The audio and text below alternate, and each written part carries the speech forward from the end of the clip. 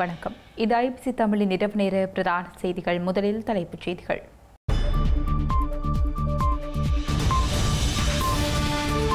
பாதாள உலக கும்பலுக்கு வெடிபொருட்களை வழங்கிய ஸ்ரீலங்கா ராணுவத்தின் முக்கிய புள்ளி விசாரணையில் அம்பலம். ஆயுத கடத்தல் வலையமைப்பின் தலைவராக செயற்பட்ட ராஜபக்ஷ தரப்பு சசீந்திரவுக்கு நீடிக்கப்பட்டுள்ள விளக்கமறியல். முன்னாள் ஜனாதிபதிகளுக்கு அனுதாபம் பகிரும் சீனா. மஹிந்தவை தொடர்ந்து ரணிலை சந்தித்த சீன தூதுவர். மன்னார் காற்றாலைக்கு அனுரவின் 1 மாத காலக்கெடு இன்றுடன் நிறைவு. போராட்டம் தீவிரமாகும் எனவும் எச்சரிக்கை. டெல்லி உயர் நீதிமன்றத்திற்கு வெடிகுண்டு மிரட்டல். பலப்படுத்தப்பட்டுள்ள பாதுகாப்பு நடவடிக்கை. நிலக்கீழ் தொடர்ந்து வலையமைப்பு பணியாளர்களின் வேலை நிறுத்தம் இன்றுடன் நிறைவு. லண்டன் வாசிகளின் அன்றாட நடவடிக்கை பாதிப்பு.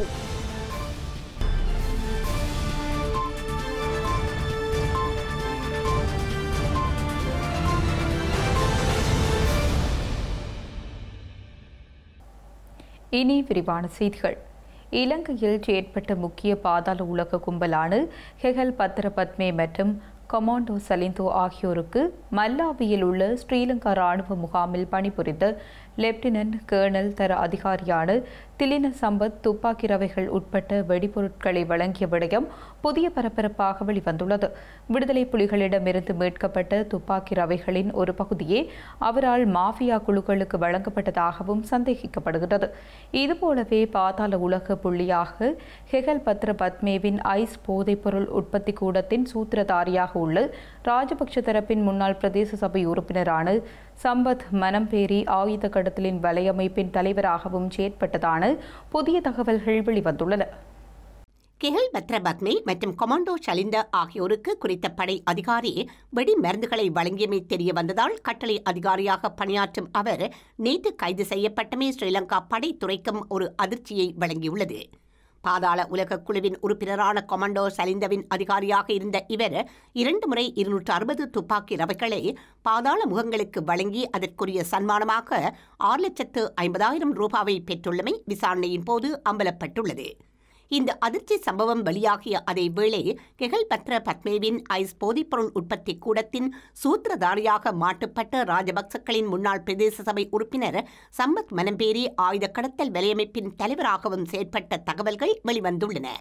சம்பத் மனம்பேரிக்கு சொந்தமான காணியில் மறைத்து வைக்கப்பட்டிருந்த கைக்குண்டுகள் உட்பட பல ஆயுதங்கள் ஏற்கனவே கைப்பற்றப்பட்டுள்ள பின்னணியில் இந்த புதிய தகவல் வந்துள்ளது. இலங்கைக்கான சீன தூதுவர் கி ஷென் ஹாங் முன்னாள் ஜனாதிபதிகளை சந்தித்து கலந்துரையாடி வருகின்றமை உற்றுநோக்கலை ஏற்படுத்தியுள்ளது.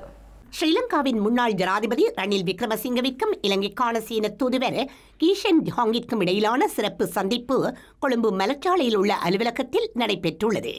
முன்னாள் ஜனாதிபதிக்கும் சீன தூதுவருக்கும் இடையிலான கலந்துரையாடல் இலங்கையின் அரசியல் நிலைமை மற்றும் சர்வதேச மட்டத்தில் கவனம் செலுத்தியதாக தெரிவிக்கப்பட்டுள்ளது. இதற்கிடையில் முன்னாள் ஜனாதிபதி மஹிந்த ராஜபக்ச தனது கொழும்பு இல்லத்தை விட்டு வெளியேறுவதற்கு முன்பு சீன தூதுவருடன் இதுபோன்ற கலந்துரையாடலை நடத்தியிருந்தார். இந்த நிலையில் சீன தூதுவர் எதிர்காலத்தில் மற்றொரு முன்னாள் சக்தி வாய்ந்த அரசியல்வாதியுடன் பேச்சுவார்த்தை நடத்துவார் என்றும் எதிர்பார்க்கப்படுகின்றது. ஊழல் குற்றச்சாட்டில் விளக்கமறியலில் வைக்கப்பட்டுள்ள முன்னாள் ராஜாங்க அமைச்சர் சசீந்திர ராஜபக்ஷவின் விளக்கமறியல் காலம் நீடிக்கப்பட்டுள்ளது. எதிர்வரும் 19ஆம் தேதி வரை மீண்டும் விளக்கமறியலில் வைக்குமாறு கொழும்பு நீதவான் நீதிமன்றம் உத்தரவிட்டுள்ளது. சந்தேக நபர் இன்று நீதிமன்றில் முன்னிலைப்படுத்தப்பட்ட நிலையில் கையூட்டல் ஒழிப்பு ஆணைக்குழு அதிகாரிகள் மற்றும் பிரதிவாதிகள் தரப்பு சட்டத்தரணிகள் முன்வைத்த வாதங்களை பரிசீலித்த பின்னர் கொழும்பு பிரதம நீதவான் அசங்க எஸ் போதரகம இந்த உத்தரவை பிறப்பித்தார். முன்னாள் ராஜாங்க அமைச்சர் சசீந்திர ராஜபக்ச மகாவலி அதிகார சபையின் காணியில் கட்டப்பட்ட தமது அரசியல் அலுவலகத்தை போராட்டக்காரர்கள் அளித்தமைக்கு இழப்பீடாக 88,50,000 ரூபாவை சட்டவிரோதமாக பெற்று ஊழல் தடுப்பு சட்டத்தின் கீழ் குற்றத்தை புரிந்தமை தொடர்பில் கையூட்டல் ஒழிப்பு ஆணைக்குழுவால் கைது செய்யப்பட்டு விளக்கமறியலில் வைக்கப்பட்டார். இலங்கை தமிழரசு கட்சி முஸ்லிம் மக்களை நோக்கடிக்கும் அரசியலை முன்னெடுத்துள்ளதாக நாடாளுமன்ற உறுப்பினர் அர்ச்சுனா தெரிவித்துள்ளார். ஸ்ரீலங்கா நாடாளுமன்றத்தில் இன்று உரையாற்றும் போதே அவர் இவ்வாறு தெரிவித்துள்ளார். அதே நேரம் பார்த்தீங்கன்னா மறுபடியும் எழும்பிய இதே இலங்கை தமிழரசு கட்சி வந்து என்ன செய்திருக்கின்றால் மறுபடியும் சிங்கள முஸ்லீம் மக்களை நோக்கடிக்கின்ற விதத்திலே ஒரு மறைந்த 5 பாராளுமன்ற உறுப்பினர்களுடைய அவர்களுடைய ஞாபகங்கள் சம்பந்தமாக கதைக்க வேண்டிய இந்த நாளிலே மறுபடியும் இதே தமிழரசு கட்சி எழுப்பி ஒரு முஸ்லீம் மக்களை கோவப்படுத்துகின்ற விதத்திலே இங்கே கதைத்திருக்கிறது. இங்கே ஒரு தமிழ் பாராளுமன்ற உறுப்பினராக ஒரு சுயாதீன பாராளுமன்ற உறுப்பினராக நான் இங்கே சொல்ல வருவது என்னென்றால் கடந்த கால முஸ்லீம் தலைமைகளாக இருக்கட்டும் அவர்கள் செய்த நல்ல செயல்களை இப்போது இருக்கின்ற முஸ்லீம் தலைவர் முக்கியமாக ஹோனரபிள் முகமது ஹசான் ஷேக் இசதீன் அவர்கள் காலத்திலே அவர்கள் வளர்த்த முஸ்லீம் மக்களுக்குரிய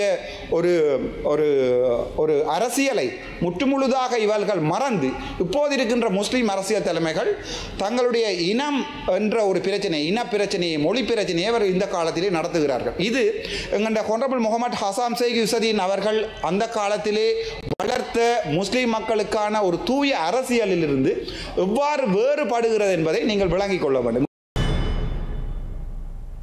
மன்னாரில் முன்னெடுக்கப்பட்டு வருகின்ற காற்றாலை மின் கோபுரங்கள் குறித்து துரித நடவடிக்கை எடுப்பதாக ஜனாதிபதியால் வழங்கப்பட்ட 1 மாத காலக்கெடு இன்றைய தினத்துடன் நிறைவடைகின்ற நிலையில் ஜனாதிபதியின் சாதக பதிலை தாம் எதிர்பார்த்துள்ளதாக மன்னார் பிரஜைகள் குழுவின் தலைவர் அருட்தந்தை மார்க்கஸ் அடிகளார் தெரிவித்துள்ளார்.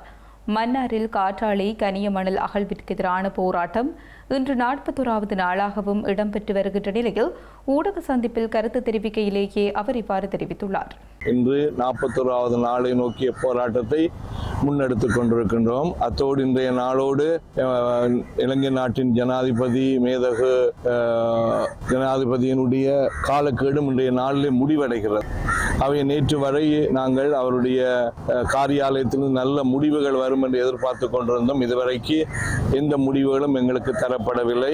பல தடவை எங்களுடைய மாவட்ட செயலகத்தோடு தொடர்பு கொண்டு இந்த 30 நாட்களுக்குள் நடந்த செயல் திட்டங்கள் பற்றியும் அதை பற்றி எந்த ஒரு விவரங்களும் எங்களுக்கு அறிவிக்கப்படவில்லை என்று அவர்கள் வினாவிய பொழுது தங்களுக்கும் அவ்வாறான ஒரு அறிவித்தல் கிடைக்கவில்லை என்ற அந்த மதிலை மட்டும் எங்களுக்கு தந்து கொண்டிருக்கின்றார்கள். காற்றாலைக்கும் அதனுடைய எந்த திட்டத்திற்கும் நாங்கள் எதிர்ப்பல்ல, மாறாக இந்த மன்னார் தீவிலே அதனை அமைக்கின்ற பொழுது மக்களுடைய வாழ்விடங்களும் இயற்கையும் அவர்களுக்கு மக்களுக்கு சொந்தமான வாழ்வாதாரங்களும் அவருடைய மரங்களும் அவருடைய பண்பாட்டு அடையாளங்களும் அளிக்கப்பட்டு கொண்டிருக்கின்ற அந்த துயரமான இந்த காலகட்டத்தில் தான் நாங்கள் இந்த கோரிக்கையை வைத்துக் கொண்டிருக்கிறோம். ஆகவே ஜனாதிபதி நல்லதொரு முடிவை தந்தால் இந்த போராட்டங்கள் தணிந்து போகும். எல்லாவற்றால் தீவிரம் அடைந்து சில வேளை அதனால் வருகின்ற தாக்கங்கள் நேர்மறையாக எதிர்மறையாக அமையலாம் என்பதை நான் இந்த இடத்தில் சொல்லிக் கொள்கிறேன். ஆகவே தாழ்மையான வேண்டுகோள் எங்களுடைய அரசு எங்களுடைய மேதகு ஜனாதிபதிக்கும் அவரை சார்ந்திருக்க கட்சியினருக்கும் நாங்கள் சொல்லுகின்ற ஒரு செய்தி, எங்களுடைய போராட்ட குரலுக்கு செவிமடுங்கள்.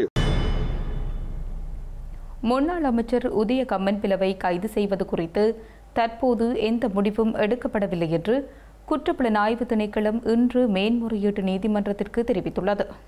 ஐக்கிய நாடுகளின் சிவில் மற்றும் அரசியல் உரிமைகள் தொடர்பான உடன்படிக்கை சட்டத்தின் கீழ் குற்றப்புலனாய்வு திணைக்களம் தன்னை கைது செய்ய தயாராவதால் தன்னை கைது செய்வதை தடுக்க உத்தரவு பிறப்பிக்க வேண்டும் என கோரி உதய கம்மன்பில தாக்கல் செய்த நீதி பேராணை மனு இன்று மேன்முறையீட்டு நீதிமன்றத்தில் விசாரணைக்கு எடுத்துக் கொள்ளப்பட்டது.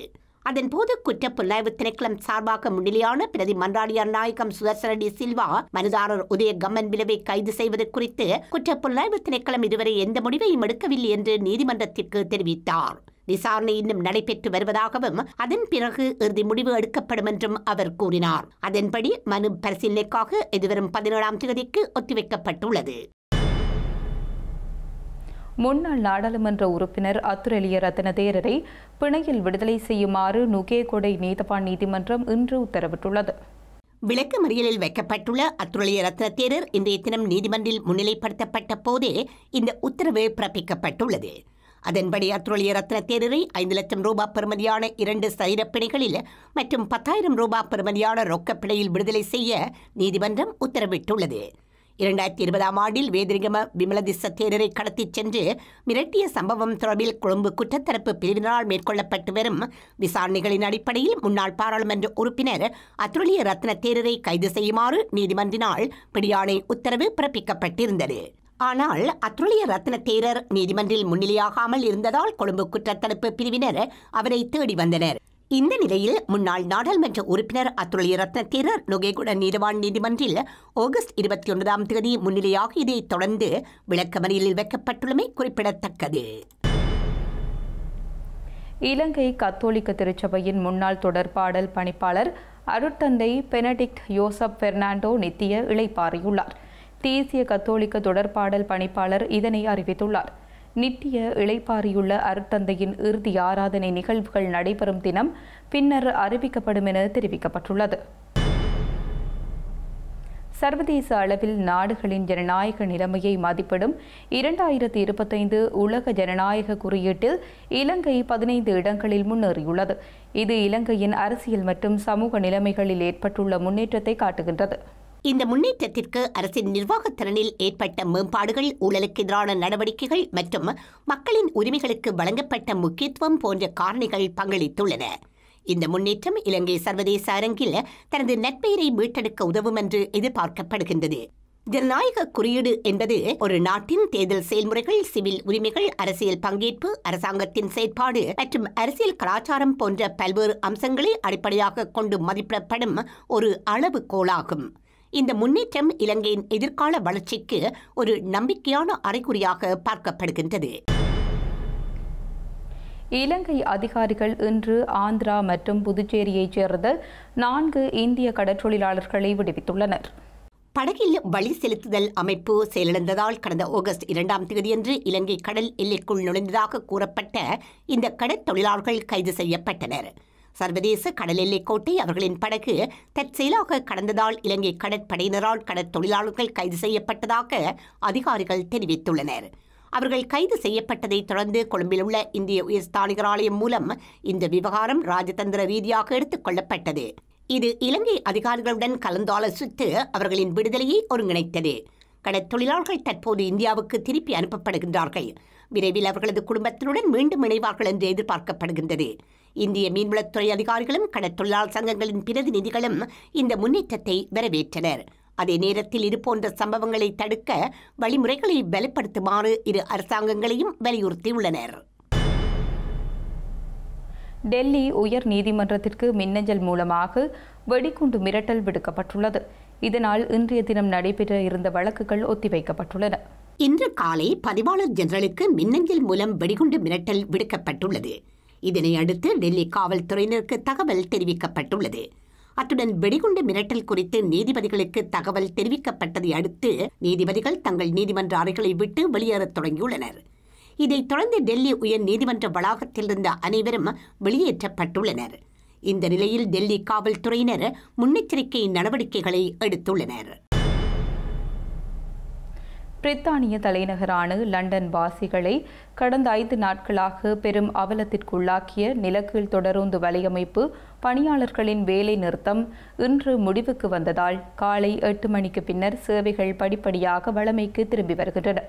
எனினும் இன்று பிற்பகல் வரை பல வழித்தடங்களில் இடையூறுகள் நிலவும் என எதிர்பார்க்கப்படுகின்றது. ஊதிய அதிகரிப்பு கோரி போக்குவரத்து தொழிற்சங்க உறுப்பினர்கள் மேற்கொண்ட போராட்டத்தை அடுத்து ஏறக்குறைய பெரும்பாலான நிலக்கீழ் தொடருந்து நிலையங்கள் மூடப்பட்டிருந்தன. இந்த வாரம் கடும் மழையும் லண்டனில் பொழிந்ததால் ஏராளமான லண்டன் வாசிகள் இந்த போராட்டத்தால் கடுமையாக பாதிக்கப்பட்டிருந்தனர். செய்திகளின் நிறைவாக மீண்டும் தலைப்புச் செய்திகள்.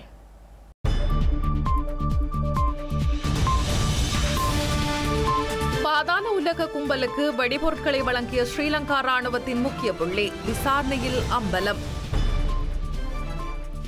ஆயுத கடத்தல் வலையமைப்பின் தலைவராக செயற்பட்ட ராஜபக்ஷ தரப்பு சசீந்திரவுக்கு நீடிக்கப்பட்டுள்ள விளக்கமறியல்.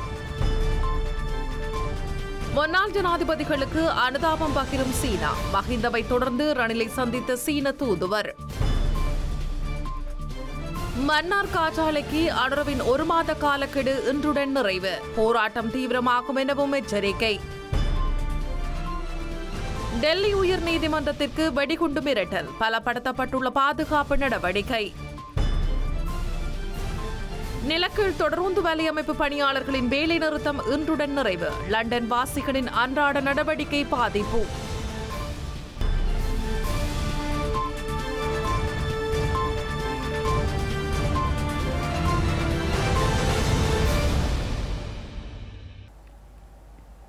இத்துடன் ஐபிசி தமிழின் இரவு நேர பிரதான செய்திகள் நிறைவு பெற்றன. உடனுக்குடன் செய்திகளை அறிந்து கொள்ள ibctamil.com என்ற நமது இணையதளத்தை பார்வையிடுங்கள். வணக்கம்.